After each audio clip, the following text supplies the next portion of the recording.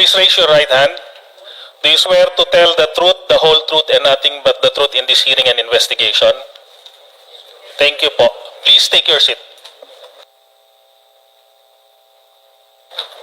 Mr. Chair, mabilis lang. Yes. These policemen are the suspects at sila po ay na-inquest na. Ang pinagtataka ko, bakit naka-uniforme pa rin sila? Hindi po sila naka-uniforme pang preso. Kasi na akin pong na-observe, pag may mga suspect dito na pinapatawag natin, nakapang-uniformeng suspect sila. So, these gentlemen here, I wouldn't even call them gentlemen now, these people here, it seems to me that they're being given preferential treatment just because they're men in uniform. Bibigyan natin sila ng magandang treatment. Dapat ito naka-uniforme pang preso. Kasi last time, alala ko sa Coast Guard, di ba? Yung may lumubog na barko. Yung kapitan ng bangka, lumubog na bangka. Yung kapitan ng bangka, naka-uniforme ng pampreso. Samantalang equally, yung suspect din sa panig ng Coast Guard, na kinasuhan din, naka-uniforme pang Coast Guard. Dito nakikita natin, hindi pantay ang batas. Dapat to, pinag-uniforme ng preso. Mr. Chair, the 6 police officers were charged for reckless imprudence resulting to homicide. They were inquested on August 3. And the resolution of the inquest prosecutor, Mr. Chair, is that the case is considered for further investigation. Hence, the 6 police officers were released from custody. Considering, Mr. Chair, that the charge is reckless imprudence, it is and considering the release order issued by the inquest prosecutor, they are not in the custody of the law, Mr. Chair. Clear. So, Okay. yes, go ahead, Senator Turbo. Okay na. At least na-release pala sila. So, tama lang pala na hindi sila naka-uniforme. Akala ko kasi hanggang ngayon naka-detain pa rin sila at hindi sila nakapagpiyansa. Dapat na naka-uniforme yung police sila. Naka-uniforme yung preso since sila po ay nakapag-bail or release for further investigation. Release for further investigation. Yes, okay lang pala sila Wala pa pong naka-report. naka-file sa court. Okay na po ako doon. Okay, Mr. Chair. thank you for that understanding. Pagkatapos natin mapag-usapan ang kagimbal-gimbal na pagpatay kay dating Vice Mayor Alameda at 5 pa niya kasama, ngayon ay tutungo naman tayo sa pagkamatay ni Gerard Jimboy Baltasar. Si Jimboy ay 17 anyos na binatilyo na napatay noong 2 araw ng Agosto, bandang 1:00 ng hapon, habang siya ay nag-aayos ng kanyang bangka kasama ang kanyang kaibigan. Sa mga naulila ni Jimboy, ako po ay taos-pusong nakikiramay sa inyong lahat. Nakakalungkot na ngayong hapon, kailangan pa nating harapin na hindi alam ng ilan ng mga kapulisan ang pagkakaiba. Si Jemboy na nananahimik at naghahanda ng panghanap buhay, itinuring na agad na kahina-hinala at pinaulanan ng bala. 6 versus 1 according to reports. Aba, ano pong akala nyo sa mamamayan? Pang target practice? Nakalimutan nyo na agad lahat ng training nyo sa de-escalation tactics. At wala man lang po ba sa buong team ang nagsabi ba na maghinay-hinay? Mga sir, you are supposed to preserve life, not take it. Anong masyadong kahina-hinala, suspicious, o threatening sa pag-ayos, paglilinis ng bangka na kinailangang mga miyembro pa ng SWAT at intelligence service ang re-responde sa isang 17 anyos na wala namang kadaladalang armas. At pagkatapos nyong pagbabarilin, iniwan nyo ang katawan ng biktima na labag sa mga alituntunin ng PNP. Kaninong desisyon na iwan at iabandona ang katawan ni Jemboy? Sinabihan po ang isang witness ng isang armado na nagpakilalang pulis na, quote, sabihin na may droga si Jemboy. Close quote. At amin itong kinumpirma sa abogado niya. Before this committee, before our chair, before the leadership of the PNP na nandirito, hinihingi ko po sa ating kapulisan na tiyakin ang kaligtasan ng witness na ito. At kung wag naman sana may mangyari sa kanya at sa sino mang miyembro ng kanyang pamilya, ay kayo po ang ating mga alagad sa PNP sa pamamagitan ngayong hapon ni Police Lieutenant General Sermonia. Kayo po ang papapanagutin ko.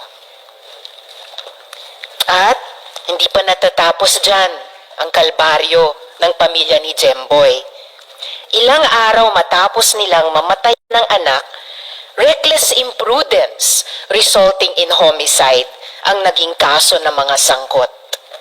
Parang ang lumalabas, aksidente lang ang nangyari na walang intensyong pumatay nang pinaulanan nila ng bala ang bata. I want to know the reasoning behind the filing of such a case. Yang lahat-lahat na yan na ba ang sinasabing new era of policing? Let me reiterate the statement of Caloocan Bishop Pablo Virgilio David. Hindi kayo inatasan, binihisan ng uniforme, inarmasan, at binabayaran mula sa buwis ng bayan para pumatay.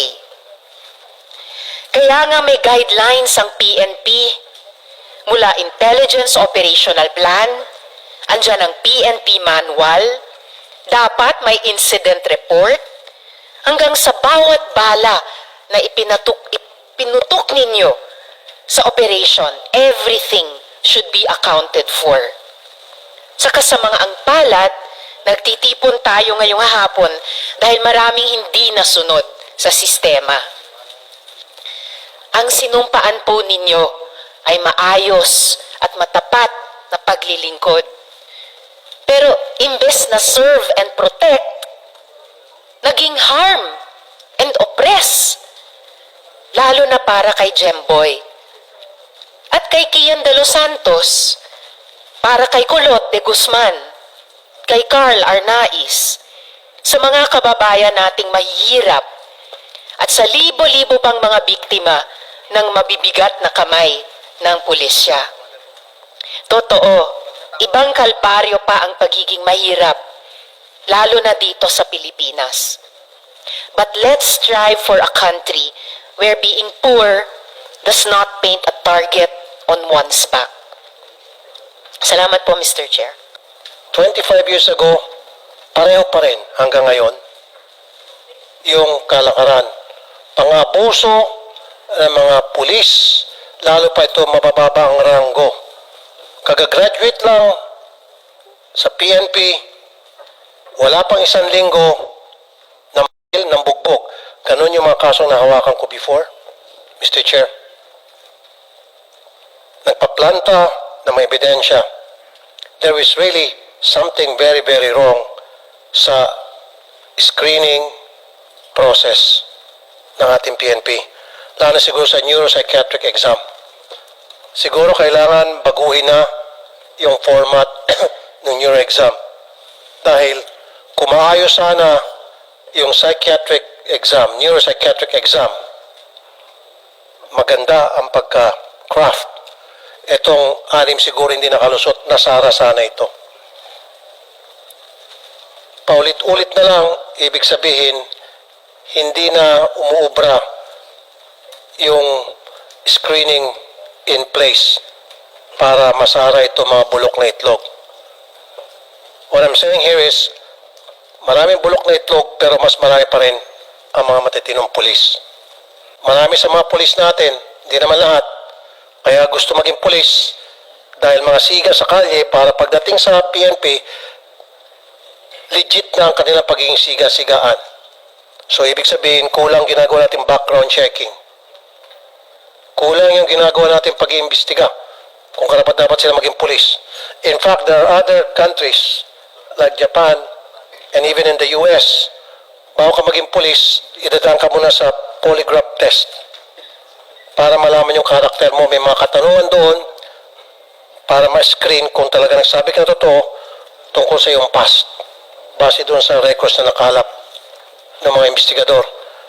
Dito sa atin, wala pong ganun, Mr. Chair. Ngayon, kung malakas ka, kahit na bumagsak ka sa neuro exam, igugo ka na lang.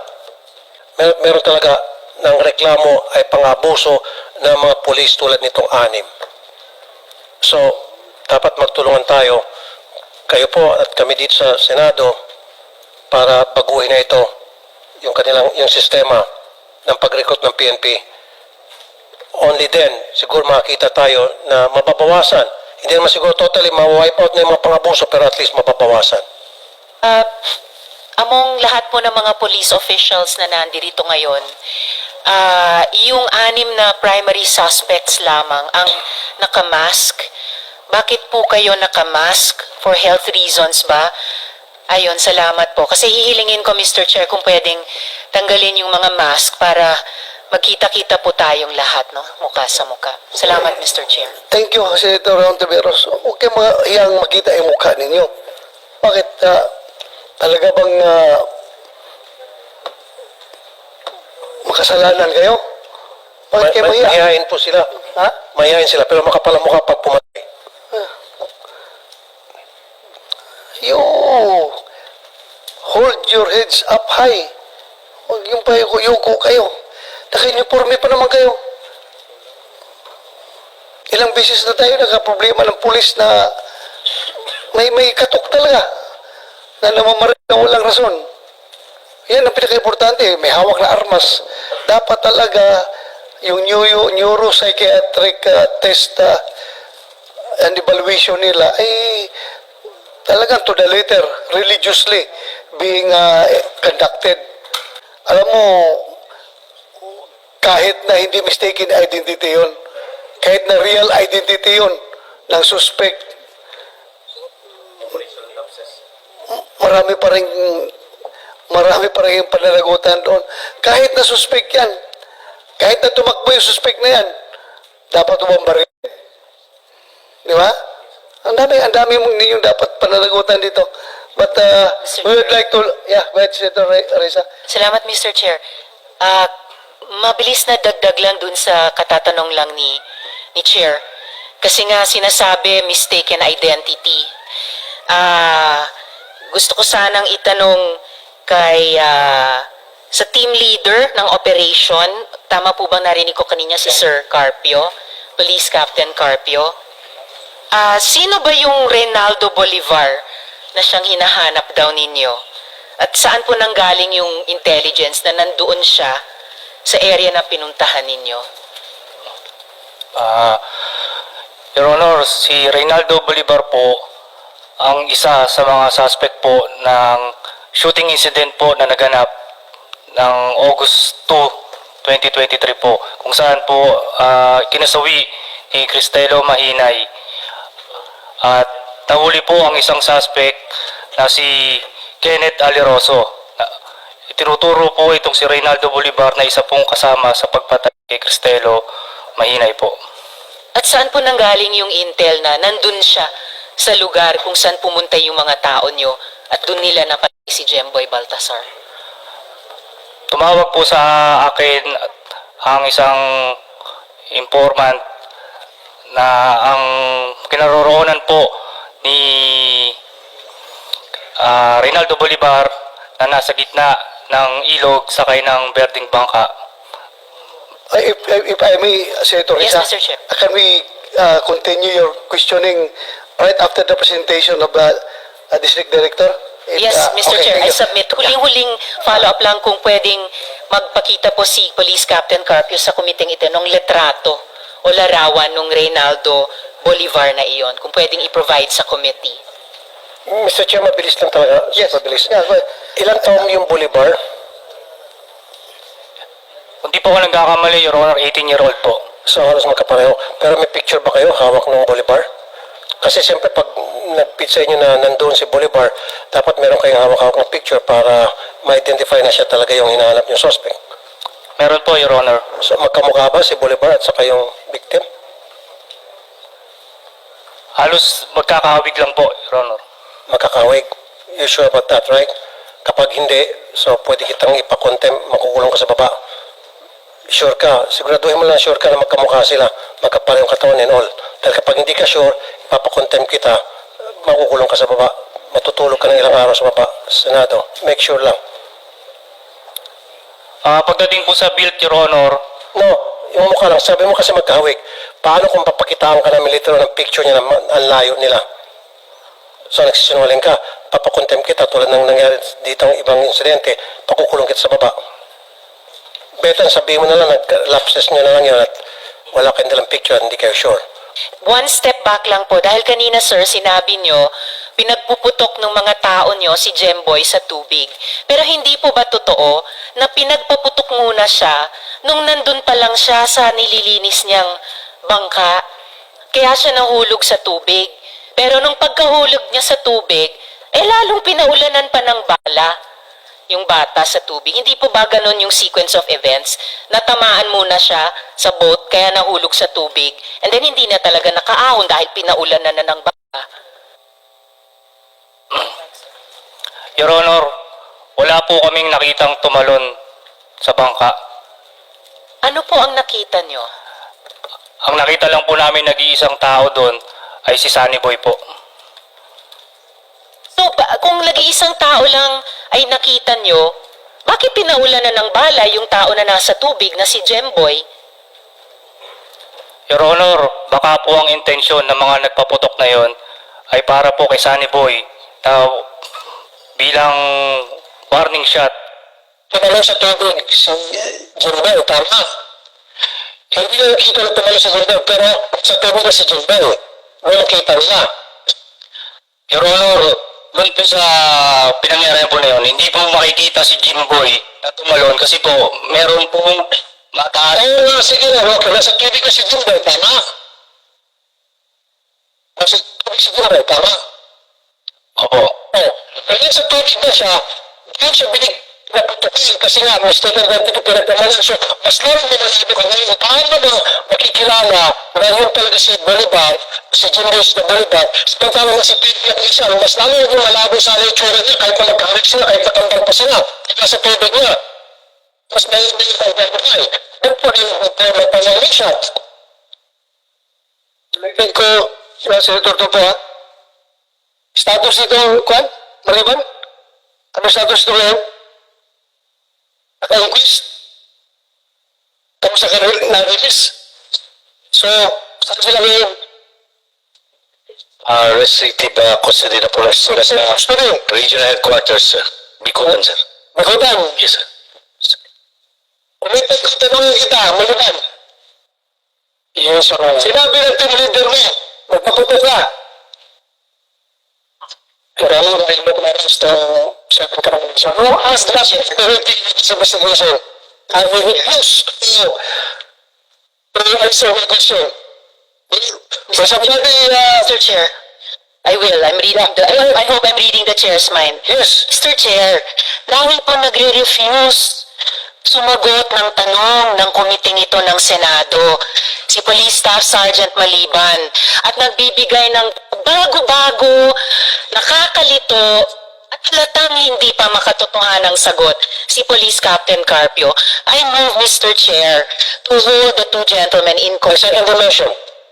There is A motion made from Senator Risa Ortiveros to cite Police Staff Sergeant Jerry Maliban, the police team Mark Carpio in contempt.